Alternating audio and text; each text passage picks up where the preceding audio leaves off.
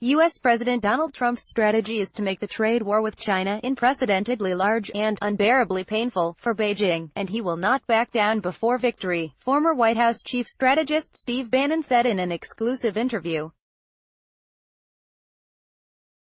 Bannon said the aim was not just to force China to give up on its unfair trade practices. The ultimate goal was to re-industrialize America, because manufacturing was the core of a nation's power.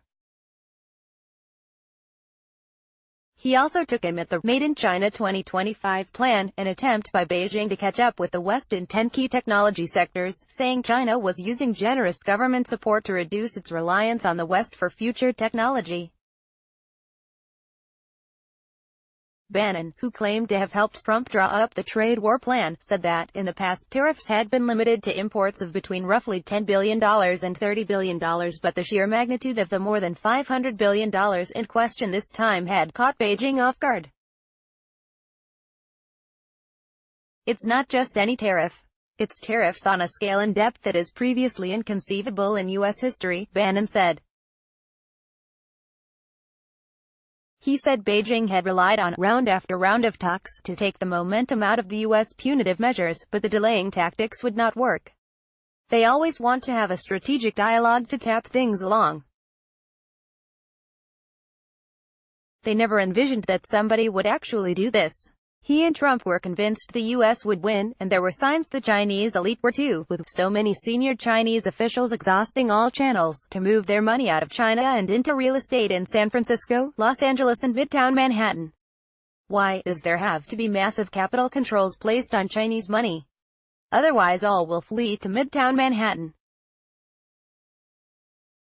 They want to buy real assets in the U.S.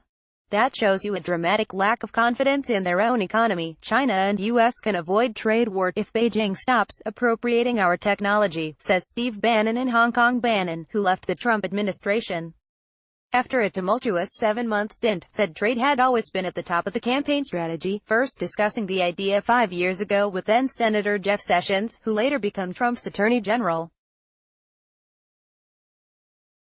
This is where Jeff Sessions and I sat in 2013 as we were trying to imagine what the 2016 presidential election would look like, Bannon said in his Breitbart Embassy townhouse near the Capitol building in Washington.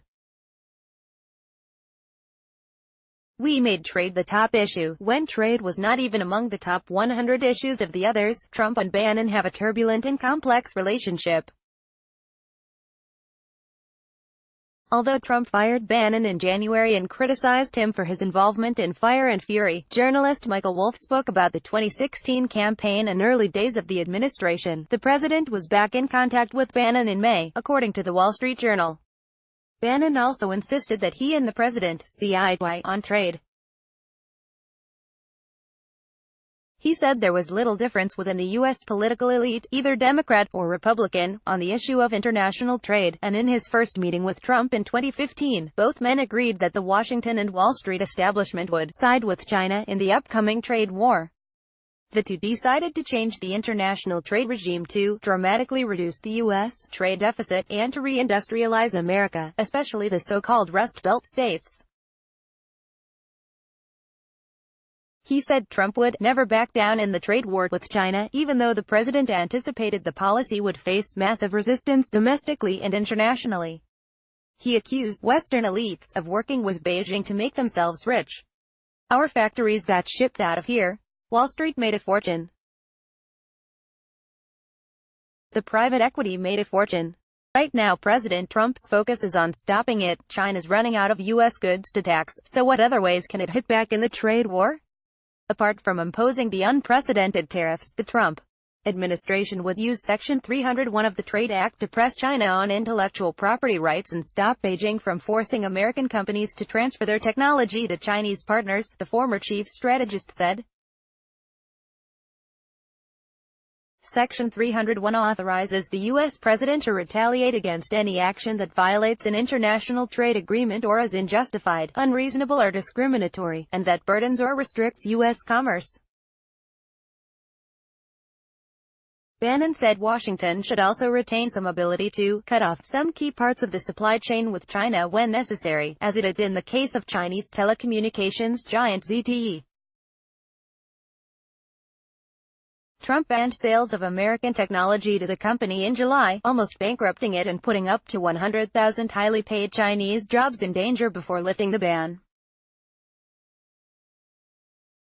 It is very important to the Chinese audience to remember the case of ZTE. The central theme of Made in China 2025 is that the Chinese are trying to get off the supply chain, the component parts of the supply chain, for the West. The Chinese are very vulnerable there. Their government should never allow them to get into a situation with all this aggressiveness in their trade policies.